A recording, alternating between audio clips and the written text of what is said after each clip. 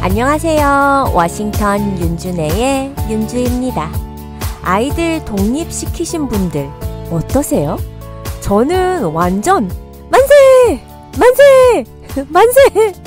만세 삼창 부를 것 같은데 너무 허전해 하시는 분들 많더라고요. 특히 엄마들이 좀 그래요. 친한 언니가 일찍 이혼하고 아들을 혼자 키웠어요. 그런데 정말 아들 하면서 아들에게 완전 올인 하는 것 같아 보여서 좀 걱정을 했었는데, 그런데 그 아들이 작년에 비행기 조종사가 되려고 미국 중부 쪽에 있는 항공학교를 입학했거든요. 대학을 가기 한 3년 전부터 늘 그 걱정이었어요. 우리 아들 대학 가면 어째? 그냥 집에서 다니면 좋겠는데 여기는 자기가 가고 싶은 학교가 없다고. 나 벌써부터 그 생각하면 잠도 안 오고 심장이 막 쪼개질 것 같아. 아니, 대학 가려면 아직 3년이나 남았잖아. 지금은 언니가 아직 마음의 준비가 안 돼서 그럴 거야. 지금부터라도 조금씩 마음 수련이라도 좀 해봐. 취미생활을 뭘 개발을 해보던가. 내가 우리 아들 껌딱지잖아. 아들 없이 혼자 살아갈 생각하니까 까마득해. 내가 옆에서 지켜보지 않으면 불안하고. 언니, 아저씨를 좀 소개받아봐. 데이트도 하고 전화통화도 하고 하다 보면 아들 생각이 좀 덜해질 텐데. 아니면 애완동물을 키워보는 것도 좋을 것 같은데? 어쨌든 작년에 그 아들은 학교를 들어갔고, 아들이 언니 곁을 떠나는 그 순간부터 거의 언니의 일상은 지장을 크게 줄 정도로 많이 힘들어했어요. 차츰 나아지긴 했지만 요새도 매일 아들하고 전화통화하고 문자하고, 아들이 혹시 연락이 안 되면 연락 올 때까지 핸드폰 붙들고 아들 전화 기다리고. 자식이 크면 애를 놓아주고 독립적으로 키워야 한다는 걸 알면서도 마음으로는 그저 아기같이만 느껴진대요. 70살 먹은 노인이 개울을 건너면서 50살 먹은 자식에게 조심해서 건너라 라고 걱정한다잖아요. 자식이 몇 살이 됐건 늘 자식 걱정하는 부모는 이상할 게 없는데요. 문제는 집착이에요. 어느 분이 이런 얘기를 하시더라고요. 우리 엄마들은 자식을 곧 나라고 생각한다고요. 그래서 자식이 우울해하면 마치 내 자신이 우울한 것 같고, 어딘가에서 안 좋은 소리를 들으면 꼭 내가 안 좋은 소리를 들은 것 같아서 마음이 아프고요. 자식이 힘들어하는 거 보면 다 도와주고 싶고 대신 해주고 싶고, 그렇죠. 그런데 그게 자식 망치는 길이라는 걸 모르고 그런다고요. 아이가 넘어지면 스스로 일어나는 법을 가르쳐줘야 하는데 대다수의 부모들은 보통 쫓아가서 일으켜 주려고 하죠. 그게 버릇이 되면 아이는 넘어지면 주저앉아서 부모가 와서 일으켜 줄 때까지 혼자 일어설 줄을 모르고 마냥 기다리게 되는 거죠. 아니면 아이의 일어나기를 포기하거나요. 자식들이 세상 밖으로 나가면 엄마들도 세상 밖으로 나가야 합니다. 내가 할 일, 키우는 거 다 했으니 이젠 내려놓을 부분은 내려놔야죠. 저도 성인이 된 딸이 하나 있지만요. 저도 그렇고 주위를 보아도 부모가 자녀를 믿는 만큼 아이들은 잘하는 것 같아요. 불안한 마음이 드는 건 어쩔 수 없지만 실패도 하고 실수도 해서 아이가 스스로 깨달을 수 있는 시간을 주는 거. 그게 어른이 되어가는 과정이라고 생각합니다. 사춘기부터 시작해서 부모를 떠나 완전히 독립을 할 때까지요. 부모가 영원히 같이 있을 수 없고 대신 삶을 선택해 줄 수도 없기에 힘들지만 많이 바라봐 주시고 아이를 믿는다는 걸 얘기해 주세요. 앞서 얘기를 시작했던 저와 친한 언니를 올 초에 만났어요. 언니 좋아 보이네. 걱정 많이 했는데. 혹시 아저씨랑 데이트해? 데이트 같은 소리 하고 있네. 요새 갱년기라 추웠다 더웠다 추웠다 더웠다 힘들어. 나 올해로 53이야. 작년까지 우리 아들 하다가 문득 내려놓음에 대해 깊이 생각하게 됐어. 도움되는 책도 많이 읽어보고 운동도 하고 유튜브에 강의도 이것저것 찾아 듣다 보니까 아우 별의별 생각이 다 들더라. 어느 누구던 인생살이가 편하기만 한 사람이 있을까 생각이 되면서 자식이 편하면 남편이 속썩이고 남편이 편하면 자식이 문제고 둘 다 편하면 부모님이 걱정이고 다들 고난 하나쯤 지고 가는 게 인생 아니야? 그리고 다음날 언니는 저에게 어떤 유튜브 동영상 하나를 보내왔어요. 꼭 자식 문제가 아니더라도 그냥 보면 도움이 될 거라고 해서 봤는데 자식에게 집착하는 어느 부모가 상담을 하는 내용이었는데 어느 사연자가 자식을 한없이 걱정하고 간섭하고 조언하고 하는 마음이 부모로서 자식을 사랑하니까 당연한 거 아니냐라고 하는 질문이었어요. 상담을 해 주시는 분이 그건 사랑이 아니라 집착일 뿐이다 라고 얘기를 하시는 거예요. 내려놓아야지 하고 각오를 한다는 건 아직도 붙잡고 있다는 뜻이죠. 붙잡고 있지 않다면 내려놓기 위한 노력도 할 필요가 없을 테니까요. 우선 내가 집착하고 있구나 하고 자각을 해야 해요. 그래야 집착을 한 것에 대한 과보를 받을지 앞으로 과보를 안 받기 위해 집착을 내려놓을지 둘 중에 하나를 선택할 수 있을 테니까요. 인생에는 어떻게 살아야 된다는 정답이 없어요. 담배를 피우면 폐암에 걸리거나 주위 사람의 비난을 받는 과보를 받아야 합니다. 과보를 받기 싫으면 담배를 끊으면 되죠.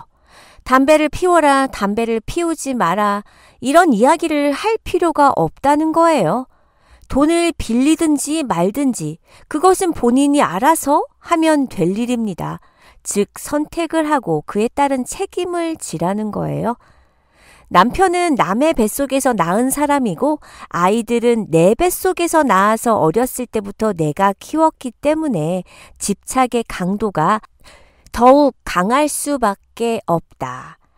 전체적인 내용은 이랬는데 정말 구구절절 맞는 말씀만 하시더라고요. 저도요, 사춘기 딸아이가 엄청 속썩일 때 억지로 힘들게 내려놓기를 했어요. 완전하게는 하지 못했지만 그래도 무지하게 노력했죠. 그렇게 안 하면 정말 제가 죽을 것 같았거든요. 또 그땐 저희 아들이 2살? 너무 어렸기 때문에 제가 딸아이에게만 매달릴 수가 없었어요. 그런데 그렇게 나살자고 내려놓기를 연습하고 실행해보고 또 연습하고 하다 보니까 어느새 딸은 제자리를 찾고 있었고 저 또한 편해지더라고요. 물론 딸이 아프면 저도 아프지만 그냥 무한 믿음이라고 할까요? 그래서 이 언니가 보내온 동영상을 보고 저도 또 다른 배움이 있었어요. 전 아직 아들이 남아있잖아요. 이 유튜브에서 또 이런 얘기를 하시더라고요.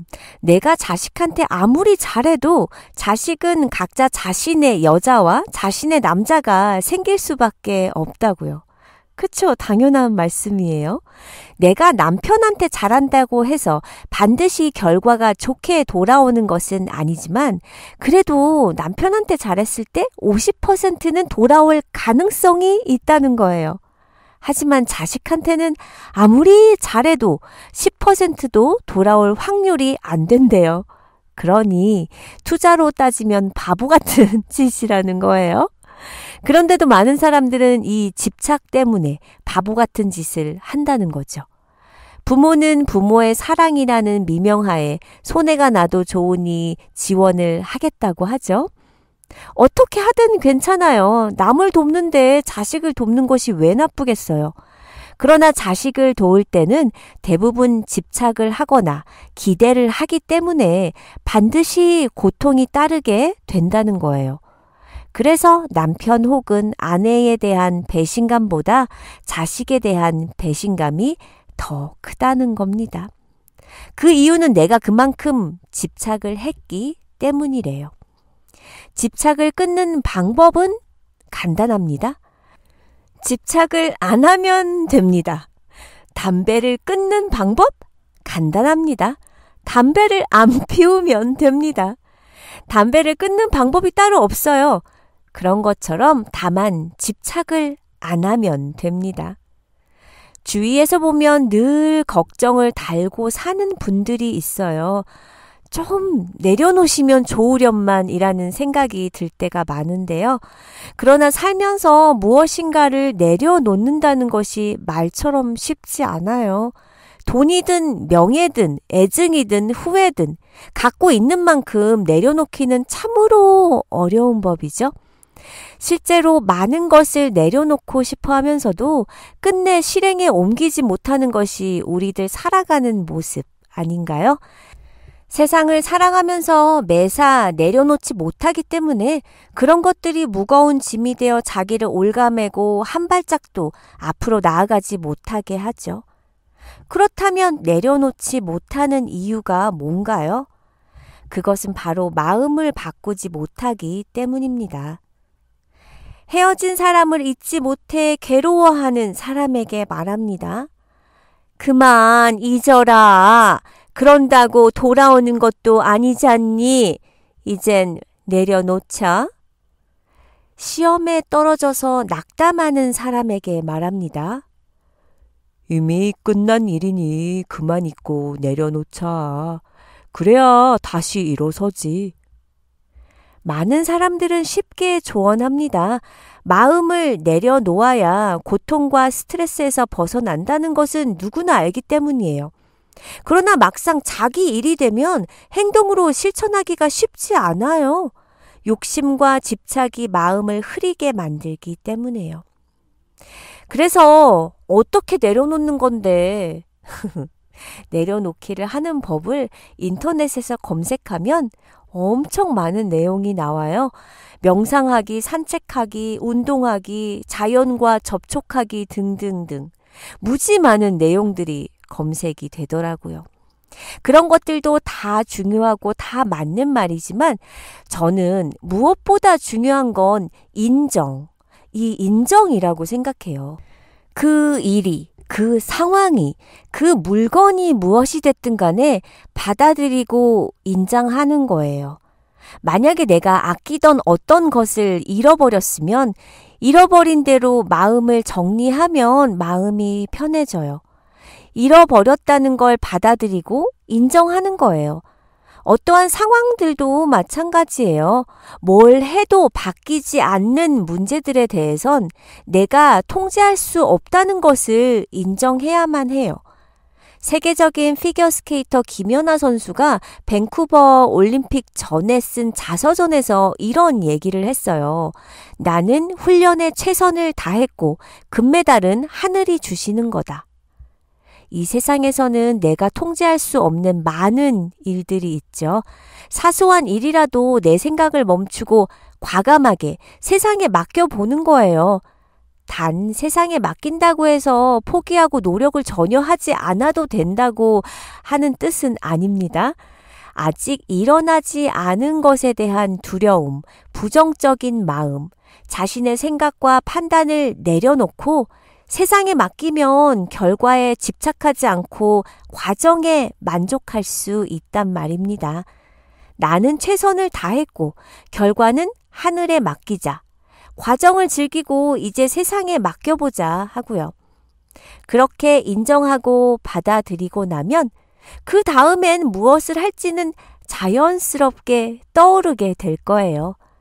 나를 괴롭히는 무언가가 있으세요? 내려놓고 싶으시다고요? 내려놓기.